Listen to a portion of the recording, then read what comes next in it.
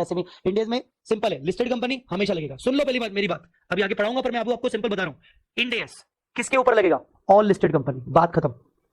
Second, all unlisted companies having net worth of 250 crore और मोर, net worth of 250 crore और मोर in the last year, उसके ऊपर भी लगेगा।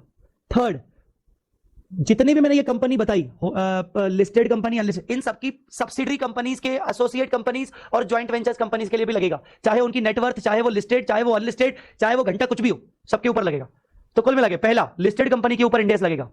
लिस्टेड कंपनी की नेटवर्थ कितनी भी हो, चाहे 1 रुपए की हो, चाहे नेगेटिव हो, लगेगा। सेकंड, अनलिस्टेड कंपनी, उनकी नेटवर्थ 250 करोड़ और मोर, लगेगा। तीसरा, इन सबकी holding, subsidiary, associate, joint venture, लगेगा। खत्म बात। इंडेक्स इन सब पे लगेगा। कुछ आया समझ में?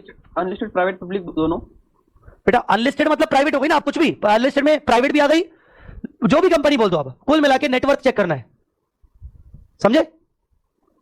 Yes sir. दूसरी बात, सर कल को नेटवर्थ 250 से नीचे आ गई, वापस इंडेक्स से उठ के एएस में जाएंगे? नहीं, index once applied shall always be applied. तो ये मैंने डाउट ही खत्म कर दिया। बाद में तुम लोग डाउट पूछोगे, सर नेटवर्थ तो बढ़ भी सकती है, गिर भी सकती है।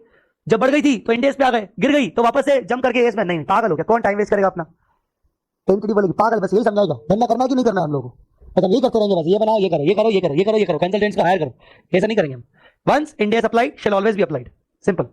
अच्छा, देन तो ये था इंडेक्स का एप्लीकेबिलिटी। तो मैं ये क्यों बता रहा हूं, क्योंकि ये एएस का इतना फालतू नहीं कि ये एएस इस पे कितना लगेगा, कितने नहीं लगेगा। इंडेक्स एक बार लगेगा तो पूरा लगेगा, आपको सब कुछ लगाना है। जैसे एएस में क्या था, आप देखो, यस विथ डिस्क्लोजर एग्जम्पशन, कहीं कहीं आपको मिलेगा, applicable with some exemptions. Index में ऐसा नहीं है, लगेगा 100% लगेगा। ऐसा नहीं कि ये वाले इंडेक्स लगेंगे पर इस इंडेक्स के डिस्क्लोजर एक्सेप्शन है ना, लगेगा तो पूरा लगेगा।